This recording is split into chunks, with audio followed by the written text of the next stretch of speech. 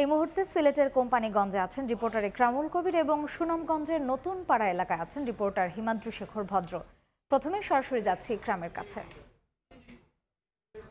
আমি এই মুহূর্তে আছি সিলেটের কোম্পানিগঞ্জ উপজেলার। এই কোম্পানিগঞ্জ উপজেলার ৬টি ইউনিয়নের প্রত্যেকটি পানিবন্দী আছে এবং ইউনিয়নবাসী একেবারে দুর্বিষহ অবস্থার মধ্যে আছে। আমি এই মুহূর্তে আছি তেলিখাল বাজারে এবং দেখতে পাচ্ছেন তেলিখাল বাজারের যেই সড়কটি, এই সড়কটি একেবারে নদীতে পরিণত হয়েছে, কারণ দুদিকে যেই খালি জায়গা আছে বা হাওরের মতন আছে, সেই জায়গার পানি এসে পুরো সড়কের উপর দিয়ে যাচ্ছে এবং এখানে যে দোকানপাট, এখানে বিভিন্ন ধর্মীয় প্রতিষ্ঠান আছে, এই এলাকার যে শিক্ষা প্রতিষ্ঠানগুলো আছে, বাসা বাড়ি আছে, সব পানির নিচে তলিয়ে গেছে এবং তলিয়ে যাওয়ার ফলে এখানকার মানুষ এক দুর্বিষহ অবস্থার মধ্যে আছে।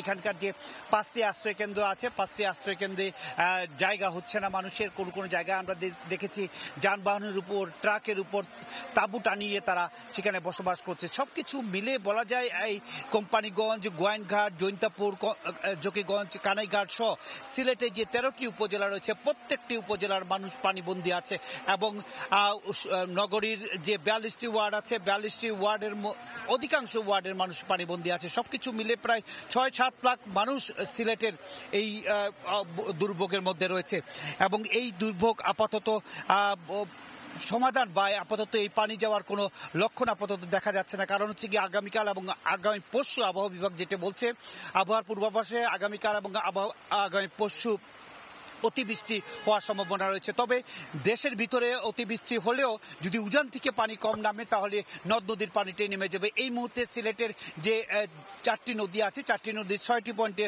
পানি বিপদসীমার উপর দিয়ে প্রবাহিত হচ্ছে, সুরমা, কুশিয়ারা সহ অন্যান্য নদী।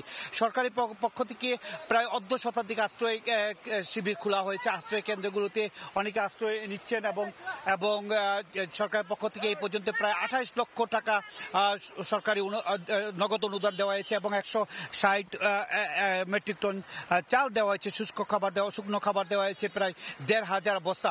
সবকিছু মিলে প্রশাসনের পক্ষ থেকে ব্যাপক চেষ্টা করা হচ্ছে এবং প্রশাসন যে অবস্থা রয়েছে সেই অবস্থার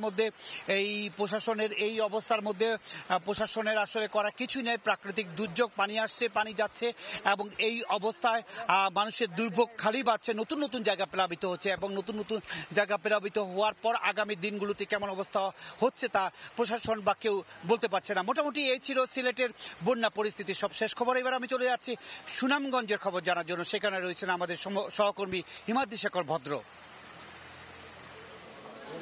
আমি আছি সুনামগঞ্জ শহরের নতুন পাড়া আবাসিক এলাকায়। এই আবাসিক এলাকায় প্রায় 10,000-এর মতো বসতঘর রয়েছে এবং প্রতিটি ঘরেরই নিম্নাঞ্চল প্লাবিত হয়ে গেছে। আপনারা দেখতে পাচ্ছেন যে এই নতুন পাড়া এলাকার প্রধান সড়কটি এটি পুরোপুরি প্লাবিত হয়ে গেছে।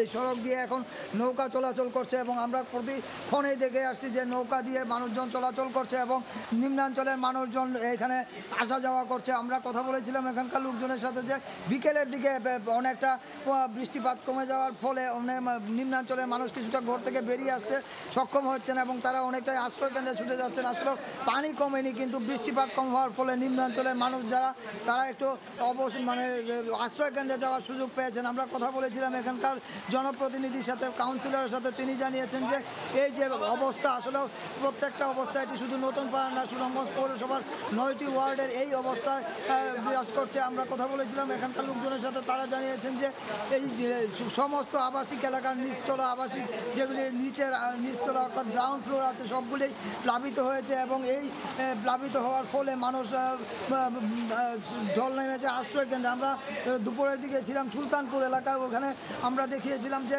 কী পরিমাণ বাড়ি ঘরের উপর দিয়ে মানুষের উপর বন্যার পানি প্রবাহিত হচ্ছে এবং তারা জানিয়েছেন যে এই যে বন্যা এটা অস্বাভাবিকভাবে বৃদ্ধি পেয়েছে এবং আমরা কিছুক্ষণের মধ্যে অর্থাৎ আজকে সকালের থেকেই এই বন্যার পানি হঠাৎ করে বৃদ্ধি পেয়ে পুরো সুনামগঞ্জকে প্লাবিত করেছে। এটি শুধু সুনামগঞ্জের সদরের চিত্র নয় এবং সুনামগঞ্জের 12টি উপজেলার চিত্রই বলা যায়। এটি এখানে লাখ লাখ মানুষ পানিবন্দী হয়ে আছেন। আসলে 516টি আশ্রয় কেন্দ্র খোলা হয়েছে এবং 516টি আশ্রয় কেন্দ্রে অসংখ্য মানুষ আশ্রয় নিয়েছেন। তাদেরকে বিভিন্নভাবে সহযোগিতা করছে সরকার, শুকনো খাবার, রান্না করা খাবার সহ বিভিন্ন খাদ্য বিতরণ করে তাদেরকে সহযোগিতা করেছে। তারপরেও মানুষ যথেষ্ট পরিমাণ ত্রাণ না পাওয়ার একটা অভিযোগ করেন। আমরা কথা বলেছিলাম জেলা প্রশাসনের সাথে, তিনি জানিয়েছেন যে এখন পর্যন্ত প্রত্যেকটি উপজেলা এবং প্রত্যেকটি আশ্রয় কেন্দ্রে পর্যাপ্ত পরিমাণ শুকনো খাবার এবং জিআর চাল দেওয়া হয়েছে, নগদ টাকা দেওয়া হয়েছে।